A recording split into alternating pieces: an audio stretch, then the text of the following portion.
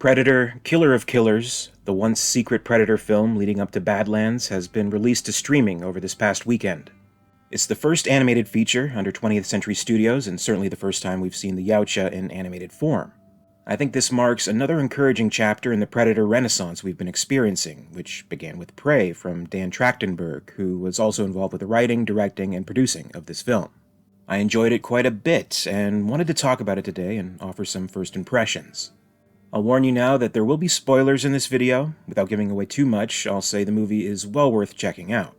Whether you're a fan of all things Predator, or maybe more of a casual enjoyer, it delivers very effectively. There's familiar elements to enjoy with a lot of new additions that we've never seen before. It stands alone just fine too. So if you're not a Predator fan and you're really just into more adult-oriented, mature animated films, it really achieves a great deal here, and it does so with minimal spoon-feeding to get across the general concepts that may already be well established for the seasoned Predator veterans in the audience. First and foremost, the animation is superb. Definitely reminiscent of something like Spider-Man Into the Spider-Verse, but not at all derivative. It follows its own style. It takes full advantage of the medium with some very elaborate action sequences, and every so often it will give some surreal visuals as only animation could do, without indulging in that too much. The whole thing was rendered using Unreal Engine, software usually associated with video game production, and this is apparently the first full-length animated film to do so. With how Killer of Killers turned out, I don't think it will be the last. I think it could be leading the way in a new era of animation production in and of itself. Co-director Joshua Wasong explained this process in a brief interview with Discussing Film. Here's what he had to say. This is the first major studio animated film to be entirely in Game Engine, Epic's Unreal Engine, with some proprietary tools we developed at my studio third floor. We're really taking this groundbreaking real-time feedback, but we're merging that with hand-painted backgrounds, traditionally crafted characters, and the way they would have been done 100 years ago. And we're trying to smash those things together into what results in the new medium you see here. And for sure, I have to say, aside from the animation generally, the character design was really well executed. The human characters are unique with each story, as are the Predators. Each segment of Killer of Killers comes with a distinct Predator design, and each had details about them that I appreciated greatly from that standpoint. Not to be outdone, the sound design just kicks ass. The glorious clashing of blades, the spilling of blood, the Yautja growls. If you have the right audio setup in your living room, you're in ecstasy. All of this accompanied by an exciting musical score by Benjamin Wallfisch, who previously composed the score to Alien Romulus. I think this marks the first time a composer has done both an Alien and Predator film, so congratulations to Wallfisch on that honor.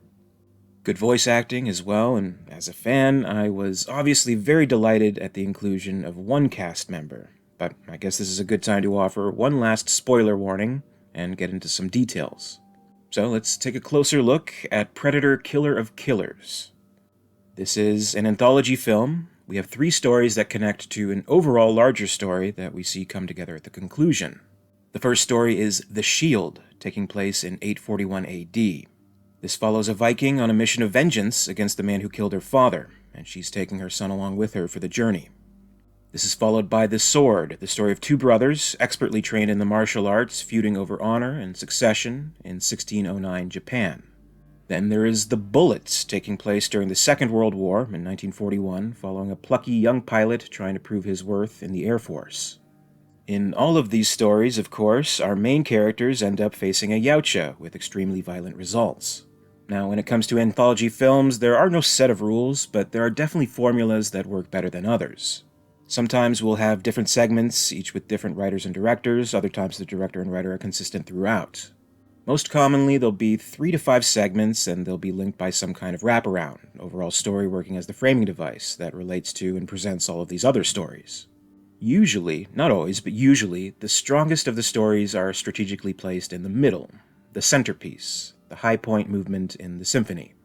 Probably the best example is Creepshow. Directed by George A. Romero, written by Stephen King, for my money, this classic horror film is a prime example of how to perfectly present an anthology of stories. We have the wraparound. The little kid is being given a hard time by his abusive father about the tasteless comic books he reads, and the creep appears at his window late at night.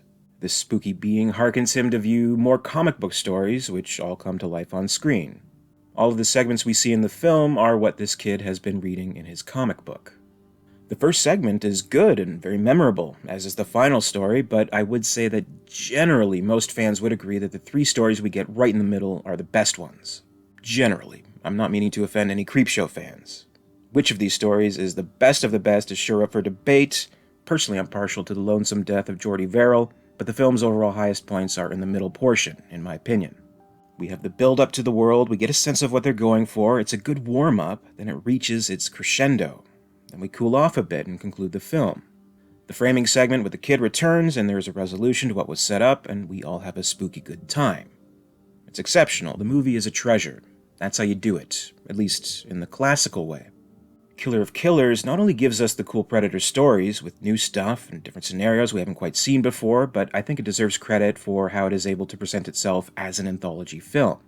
It doesn't reinvent the wheel necessarily, but the way it plays out the stories and how it is able to connect them is done in an innovative way. 3 characters who battle and win against Yautja are introduced in the stories, but as we learn in very brief segments in between, they are captured by a Yautja ship, which leaves crop circles behind no less. A very nice touch, a good visual gag. They're frozen in stasis, and all converge in the finale, which is essentially the 4th story. This eliminates the need for a framing segment to connect them, and instead moves all 3 of these stories forward despite the types of characters and despite where they appear in time. They're brought together on a Predator planet for the purpose of gladiatorial combat against each other, and the winner, the Killer of Killers, will have to face off against the Predator King. So I'd say each of the 3 stories are equally strong, and really they're only presented by way of chronology instead of by quality. I think each viewer will have a different preference, what they personally gravitate towards more, but really they could have been presented in any order and the effect would be the same. We slowly begin to realize what's building, and the crescendo is reached in the final story.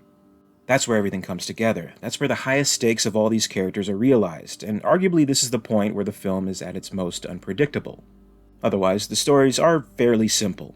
It holds close, very straightforward, tried-and-true storytelling. We have characters dealing with their own senses of honor, they deal with loss, self-worth, they rise to the challenges presented to them. What takes priority is the promises of their individual scenarios. What if a Viking, ninja, or World War II pilot went up against a Predator? What would that be like? These are things fans have always thought about and always craved to see in Predator stories. So where it counts, Killer of Killers really delivers on bringing those scenarios to the screen. You can forgive it for not being overly complex or profound with its characters because it's able to tell really effective and concise character stories in a limited amount of time.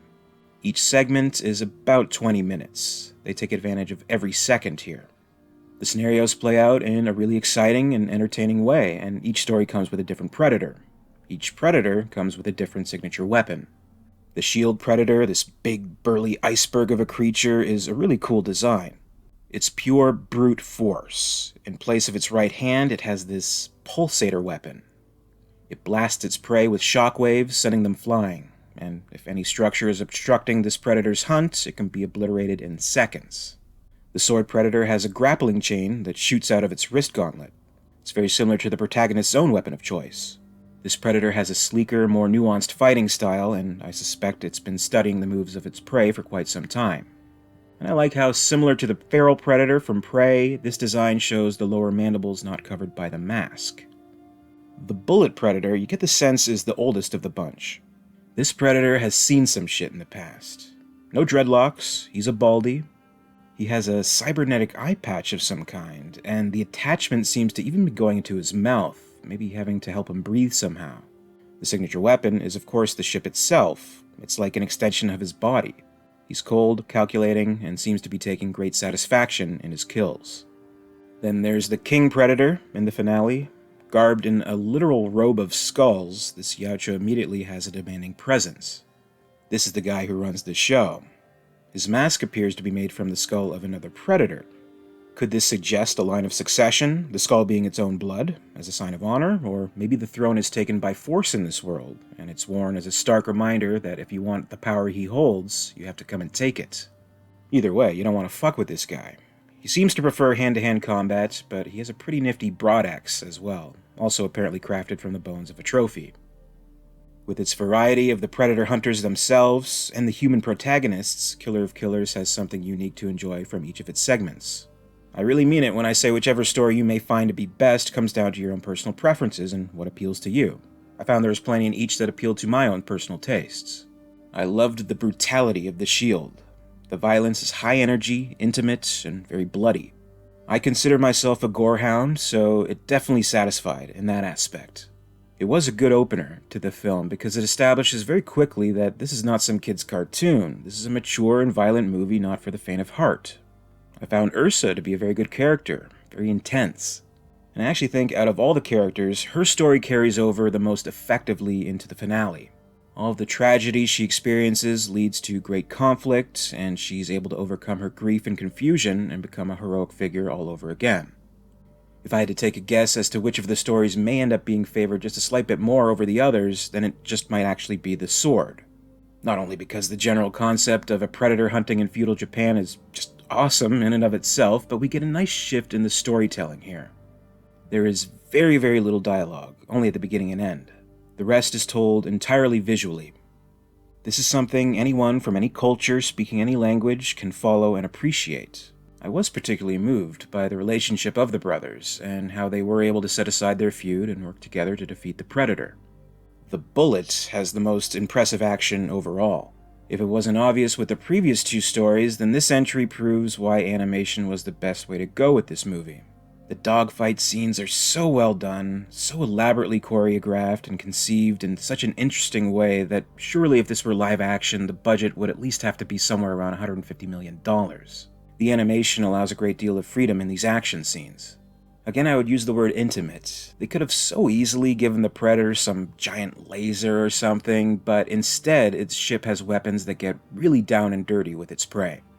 The harpoon that shoots directly into the cockpit, the net taking apart the entire ship and pilot inside, and one contraption that beheads a senior officer, who, by the way, is voiced by Michael Biehn. So if the Bullet tips the scales in any way, it's definitely his inclusion. He plays Vandy, a mentor of sorts to the main character Torres, voiced by Rick Gonzalez. He puts up a great fight up in the sky against the Predator pilot, but sadly doesn't make it. But now we can say that Michael Biehn has officially joined the club of actors who have faced off against a Terminator, an Alien, and a Predator. He's in good company now with Lance Henriksen and the great Bill Paxton. It may be animated, it may be voice work, but it still sure as hell counts. Welcome to the club, Michael. And I loved the Colosseum finale.